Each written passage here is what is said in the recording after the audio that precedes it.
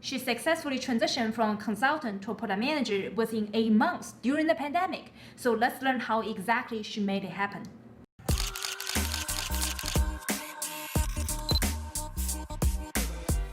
Hey guys, this is Dr. Nancy Lee, Director of Product. I help people transition from worker bee to product manager and business leader. To learn the most effective way to become a product manager, you should subscribe to this channel and turn on the bell button so that you'll be notified every time we'll upload a new video every Monday. Today, we had the pleasure to invite Crystal to teach us how she transitioned from a consultant into a product manager and why she made those transitions. Crystal, do you want to introduce yourself? Yeah, sure. Hi, everyone. My name is Crystal. I'm a new product manager at Intuit. I actually transitioned from consulting to product management not too long ago, and I'm also a H-1B visa holder. So throughout my whole journey of pivoting, landing an offer, and negotiating an offer, I watched a lot of Nancy's videos that were super helpful. I highly recommend all her videos, but especially the series on negotiation. I think is a very important skill, not only when you're negotiating an offer, but everything in life. You can keep using that negotiation skills to get the best benefits for yourself. Great, Krista, let me ask you the first question, why you want to transition from a consultant into a product manager? Yeah, so I think two main reasons for me. The first one is I want more decision-making power, less focus on, implementing someone else's vision. Yeah. So like one thing that I noticed about consulting is it's no longer like people used to think about, MBB management consultants, you're always bringing the latest and the greatest. But if you think about the world today, nobody's doing it, like everyone's doing it for the first time with all these technology advancement and all the new business model. The value of a consultant is very limited in terms of providing, best practices or past experience. So a lot of times you're kind of implementing someone else's stream, someone else being maybe a product manager of a company, who's your client, right? So for me, product manager, I already, like, this is week 3 of my journey of being a product manager. I'm already making a lot more decisions that I used to make, and I just have that ownership. Feels great. The second reason I think is I want to transition into a more technical professional with business acumen.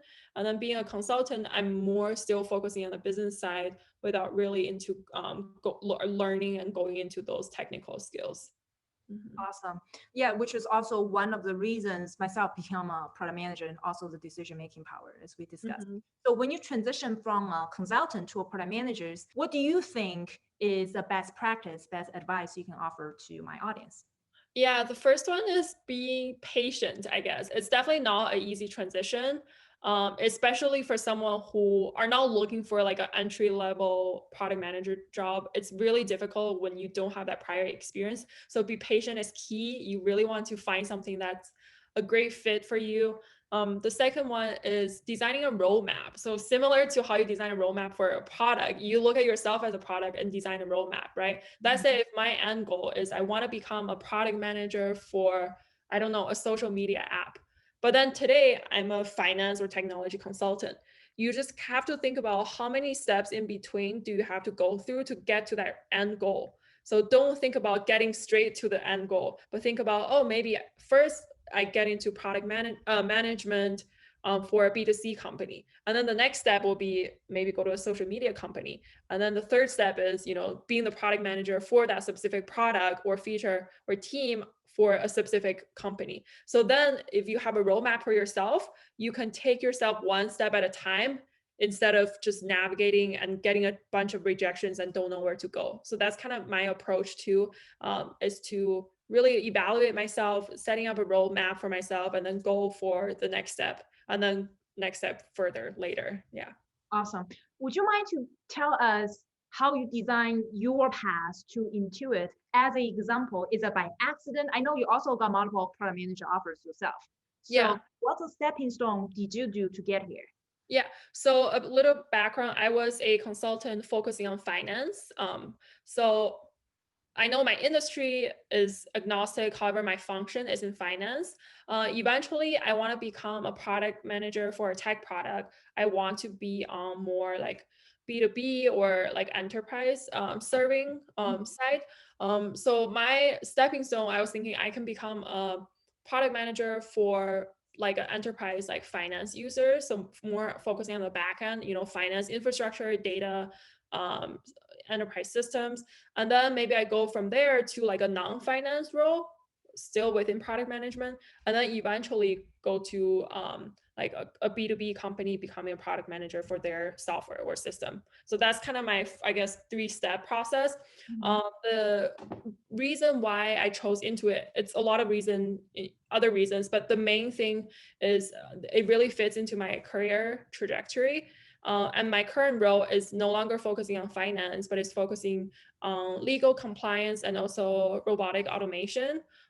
So that kind of gave me a jump that I can skip over the first step, which is becoming a product manager for finance products. I can go directly into my second step, which is going into non-finance.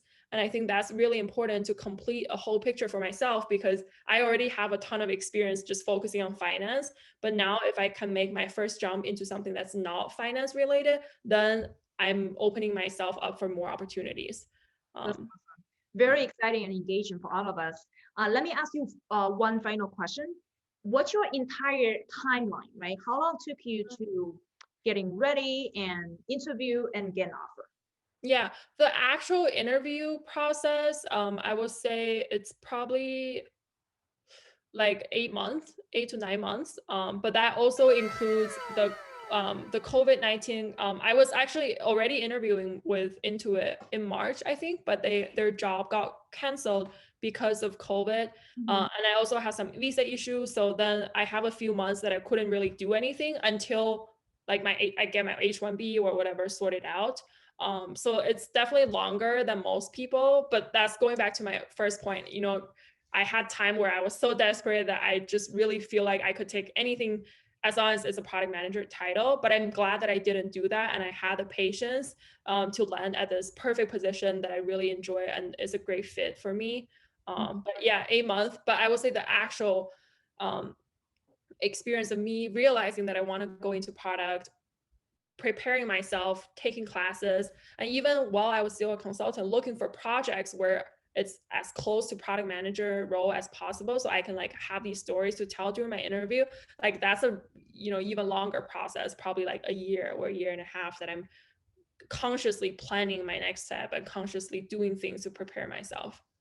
That's awesome. Crystal, I like how you make the product roadmap for your career to get where you are. And I think it's a very important advice to most of the audience today, was because everybody I want to get in Google tomorrow. Say it's less than 1.111%. Okay, so let's figure out, for example, how would you build a product portfolio? As a consultant, you have great opportunity to choose what product or project you want to join that's relevant to the next step, becoming a product manager. So I made a video about product portfolio, gonna put up there, and you guys should check it out. And I do like now later on, you directly to go into interview because you already prepare yourself doing some kind of project. Now you land the offer. But I also really appreciate being very authentic, because lots of us had issues during our H-1B or visa during the pandemic, and things has slowed down a lot as well. And thank you very much for sharing everything with us today. Yeah, thanks, Nancy. Great to be here. Great. One last thing, how would the audience get in touch with you if they have any questions? Yeah, I would say the first channel is LinkedIn. So look me up in LinkedIn and let me know if there's anything I can help, or if you just want to bounce ideas off. And then you can also follow my Instagram. I think that's the most used social media that I have right now. Awesome. Thank you very much for joining us today. Thanks. See you, Krista. Bye.